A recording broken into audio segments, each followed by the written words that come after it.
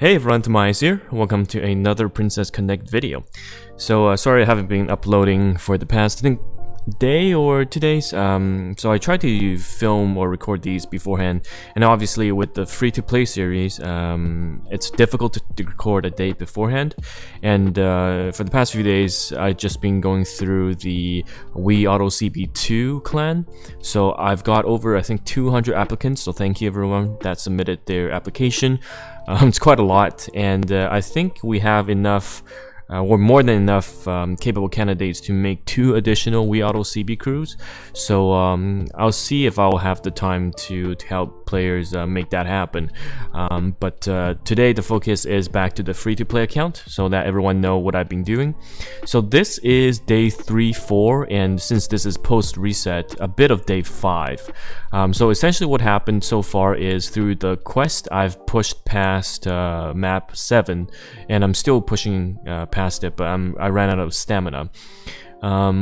Map 7-1 unlocks the grotto level 4, so the upgraded stamina, the upgraded EXP potion and the upgraded mana potion, which is great. So you can see here the mana and the EXP.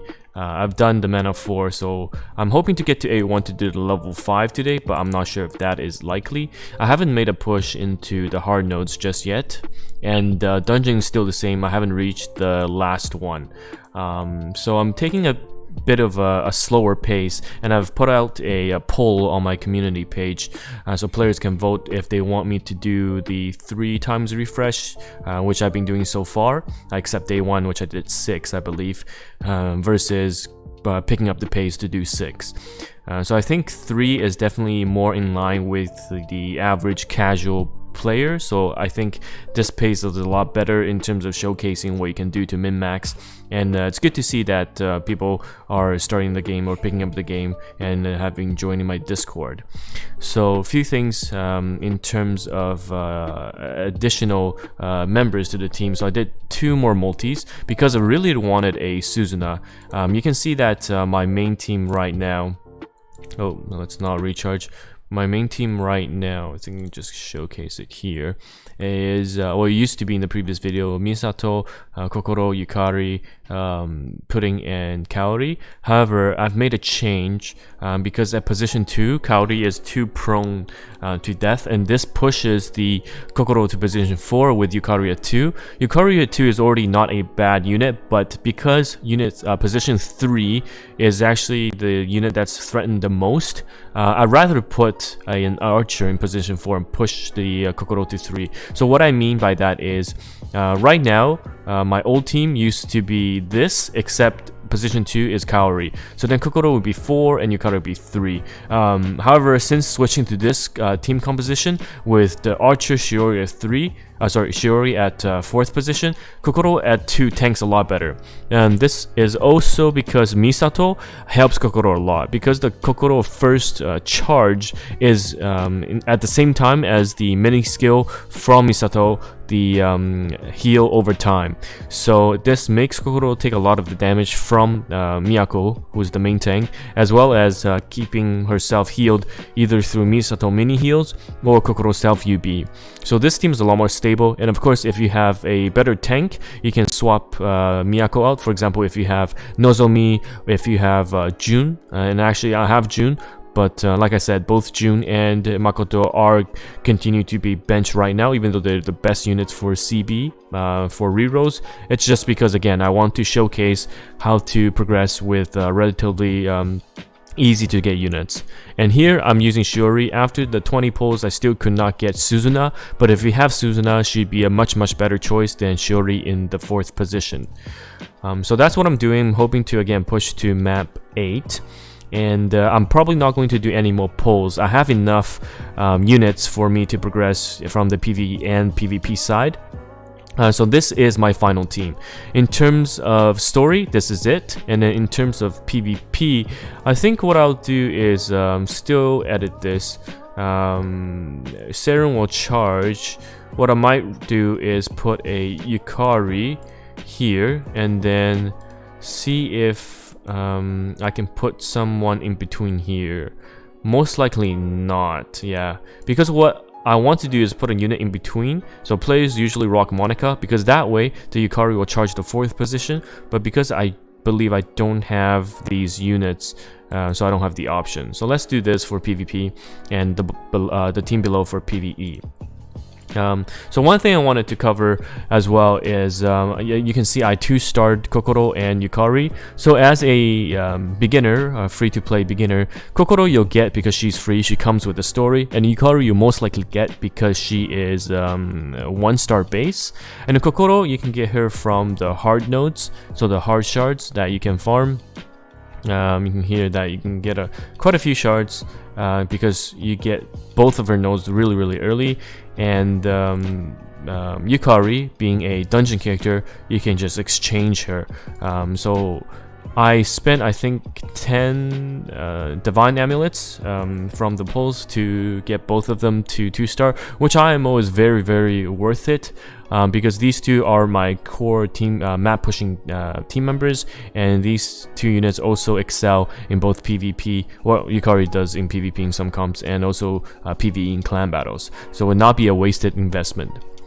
Another thing I wanted to go over is as I enter a bit more of a laid-back schedule, because I'm hitting a bit of a wall here. I'm probably not going to update videos every day for the free-to-play account. I'll still try to make videos, obviously on my main progression, going over some of the in-depth and competitive aspects, but again, right now, this week's focus more on getting the clan, the We Auto CB clan ready, and then for the dailies, for the free-to-play account, probably 1 video every 2 to 3 days when I hit major milestones. So the other thing in terms of newer players watching this video, I'll quickly explain what I do for this account.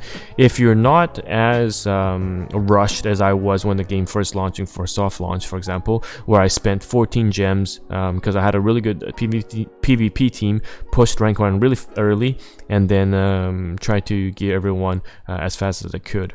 But if you're more laid back, more casual player, this is how you spend your day essentially. You log in, you clear your event hard nodes that's going on right now, because all these shards are free and really good at the moment, Maho and Kaori. And after that, you just progress through story, you try to go as far as you can, and when you're stuck, you'll go back to the units and try to gear them. So for example, I found out that Misato was dying left and right, so I went back and I geared all her gears, and then I was able to push a bit further. And after that, any other stamina remaining, you go back to pushing story, and if you're stuck, you use the remainder or the refilled stamina to gear up again, and you repeat until you're out. And after that, you do all your non-stamina game modes, so the dungeons and the grotto, because at the end of the day, before reset, that's where your units are the strongest, and you can do that initially because you hit your peak at the end of the day, so that's probably the best time to enter. Another thing I would recommend you to do is try to clear all the dailies.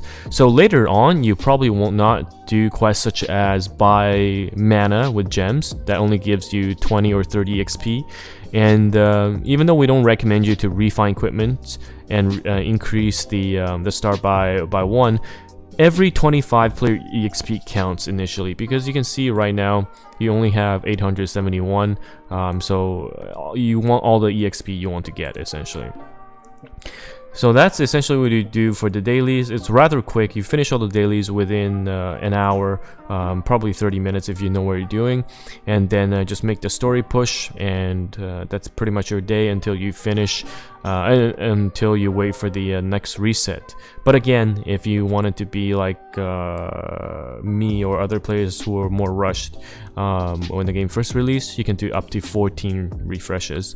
Anything beyond that, you better be willing, because it's not going to be very efficient.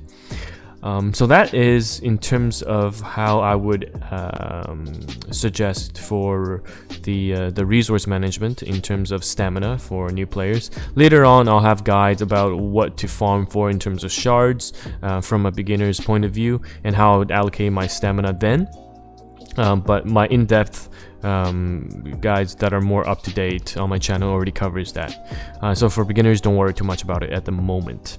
So my goals for the next 2 to 3 days as I graduate from, I guess, the beginning honeymoon phase is, since I'm in map 7, I can reach the R7 power spike. And what I mean by R7 power spike is, for example, let's look at Misato.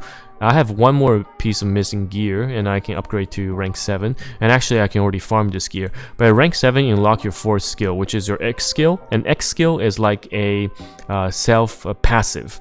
It usually boosts your own attack, your own defense based on the character you have, and it's a really good power spike, just like how R4 unlocks the 2nd skill, mini skill. So my next 2 to 3 days, I'll make sure R7 the core team, which is my story pushing team, and then also R7 the PvP team, and start making that rank 1 push. I haven't done a lot of PvP yet because I still wanted to progress as far as I can for story.